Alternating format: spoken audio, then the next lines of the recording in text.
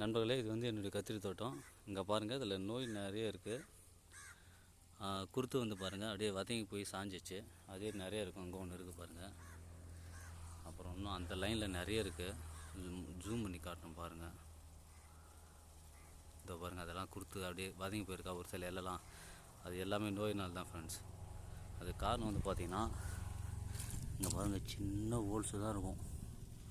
கை வச்சுட்டுருக்கலாம். இங்கே பாருங்கள், சின்ன ஹோல்ஸு தான் இருக்கும். இதுக்குள்ளே வந்து ஒரு புழு பட்டாம்பூச்சி வந்து உள்ளே போய் முட்டை வச்சிரும்.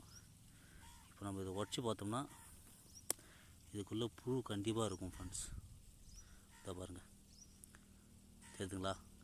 இது பட்டாம்பூச்சி போய் முட்டை வச்சதால வருது ஃப்ரெண்ட்ஸ் இந்த பிரச்சனை. இதுக்கு கண்டிப்பாக வாரத்துக்கு ஒரு இடாவது மருந்து வச்சாகணும் ஃப்ரெண்ட்ஸ்.